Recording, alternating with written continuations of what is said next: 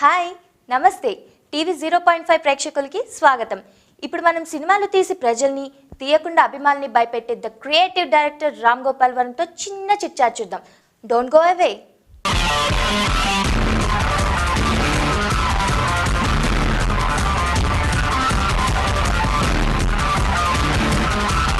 Hi Varma గారు, ఎలా ఉన్నారు? నేను ఎప్పుడు బాగానే ఉంటానండి. సర్లేండి, ఇంటర్వ్యూ మొదలు పెడదామా? థ్యాంక్స్. అవును, తెలుగులో లవ్ స్టోరీలు తీసి చాలా రోజులైంది కదా. ఓ లవ్ స్టోరీ తీస్తే మీ సొమ్మేం పోతుంది బాస్? ఒక లవ్ స్టోరీ తీసాను, ప్రేమ కథ. అది మీరు అందరూ కలిసి దాన్ని ఫ్లాప్ చేశారు. పర్లేదు తీయండి బాస్, మేము హిట్ చేస్తాం. ఇప్పుడు నేను ఆల్రెడీ ఫెయిల్ అయిన మళ్ళీ నన్ను ఎందుకు తీయమంటున్నారు అంటున్నా లవ్ స్టోరీ. ఎందుకు మీరేమన్నా లవ్లో ఉన్నారా ఇప్పుడు? వామ్మో, మీకున్నంత సినిమా మాకు లేదు బాబు. కాదు, మీరు లవ్లో లేనప్పుడు మీకెందుకు లవ్ స్టోరీ మీద ఇంట్రెస్ట్ అంటున్నా. ఇంకో మాట చెప్పండి. నేను లవ్లో పడినప్పుడు తీస్తాను సినిమా లవ్ స్టోరీ. అంటే ఊర్మిళ ఆంటీ నిషా ఆంటీలతో చేసింది లవ్ కాదా బాస్? మీరు అమ్మాయిల్ని భూతాల్ని కలిపి లవ్ చేస్తారట కదా. ఈ మధ్య సన్నీ లియోన్తో సన్నిహితంగా ఉంటున్నారని విన్నా. ఆ సంగతి ఏంటి గురు? స్ట్రైట్ గా సన్నీ లియోన్ వచ్చారా? Sunny Leone is about sexuality, Bhoot is about horror. రెండు సెపరేట్ డ్రింక్లు. నేను ఆ డ్రింక్లు ఎప్పుడు మిక్స్ చేయనని చెప్పాను. చా, వాట్ ఏ టేస్ట్ బాస్. అంటే మీకు భూతాలతో కూడా లింకులు ఉన్నాయన్నమాట. అసలు మీరు దయ్యాలను నమ్ముతారా బాస్? అంటే I won't say believe it, కానీ దేవుడు కన్నా కొంచెం ఎక్కువ దెయ్యం నమ్ముతాను. దానికి రీజన్ ఏంటంటే దెయ్యాలు అప్పుడప్పుడు కొన్ని సౌండ్స్ అనేవి చేస్తాయి రాత్రి భయపెట్టినప్పుడు. దేవుడు ఎప్పుడు ఏం చేయలేదు. అసలు నీ కాన్సెప్ట్ ఏంటి బాస్?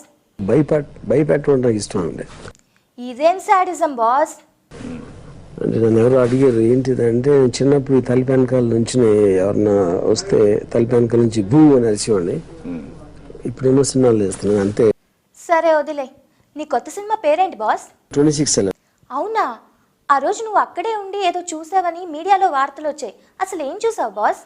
ఇప్పుడు నేను అక్కడ సైట్ని విజిట్ చేసింది 3వ రోజున. మీడియా చూపించింది 3 రోజులు లైవ్లో చూపించింది. నేను ఏం చూసుకుంటాను, నేనేం చూస్తే ఎవరికి ఏం నష్టం వస్తుంది, దానికి ఇంతవరకు నాకు ఆన్సర్. నీ లాజిక్కి హ్యాట్స్ ఆఫ్ బాస్. ఈ సినిమాలో ఎవరి క్యారెక్టర్ హైలైట్? కసబ్ చాలా ప్రిన్సిపల్ క్యారెక్టర్ సినిమాలో. అవునా?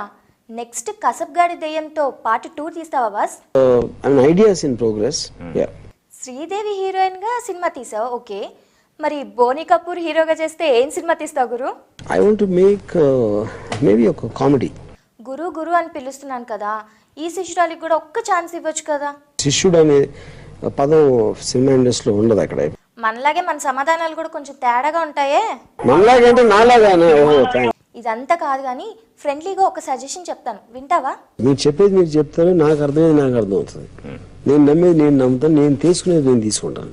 వాళ్ళు వీళ్ళు ఎందుకు బాస్? ఆ దెయ్యం వేషం ఏదో నువ్వే వేసేస్తే ఓ పని అయిపోతుంది కదా, ఏమంటావు? ఇది సూపర్ ఐడియా.